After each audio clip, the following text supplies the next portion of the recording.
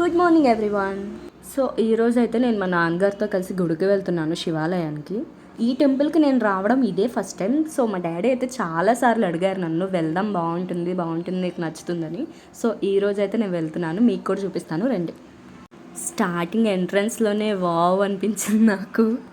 అసలు ఇన్ని రోజులు నేనెందుకు రాలేదు ఇక్కడికి అని ఇప్పుడు ఫీల్ అవుతున్నా. చాలా బాగుంది, చాలా విశాలంగా ప్రశాంతంగా ఉంది ఈ టెంపుల్ అయితే.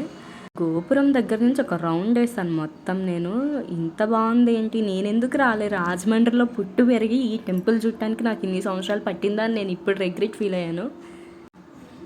నాకైతే చాలా నచ్చింది. మనకి ఎలాంటి టెన్షన్స్ లేకుండా, ఏ స్ట్రెస్ లేకుండా ప్రశాంతంగా ఉండాలంటే కనీసం వీక్కి ఒక్కసారైనా ఈ టెంపుల్కి రావాలి.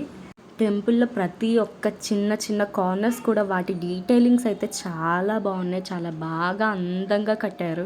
మెయిన్ థింగ్ ఏంటంటే ఎక్కడ మీరు ఎంత వెతికినా ఇంత కూడా డస్ట్ కనిపించదు మీకు, అంత నీట్గా ఉంచారు టెంపుల్. ప్రకృతి కూడా మన పక్షానే ఉందనుకుంటా, చాలా చల్లగా ఉంది, వర్షం వచ్చేలా ఉంది. దర్శనం తర్వాత నేను బయటకు వచ్చి చూసాను, అప్పటికే కొంచెం లైట్గా వర్షం స్టార్ట్ అయిపోయింది. అండ్ ప్రసాదం అయితే చాలా నీట్గా ప్యాక్ చేశారు, చాలా బాగుంది. ఏ టెంపుల్కి వెళ్ళినా మన ధ్యాస అంతా ప్రసాదం మీదే ఉంటుంది కదా.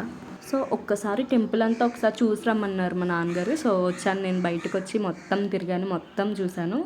చిన్న చిన్న దేవతల్ని, దేవుల్ని కూడా పెట్టారు, అవన్నీ దర్శనం చేసుకున్నాను. కానీ అప్పటికే వర్షం స్టార్ట్ అయిపోయింది కాబట్టి ఇంకా బయటకు వచ్చేసాం, ఎక్కువ అయిపోతుందని చెప్పి. సో రాజమండ్రిలో ఎవరైనా ఉండుంటే ఒక్కసారి వెళ్ళి మీరు కూడా దర్శనం చేసుకోండి. ఓం నమ శివాయ.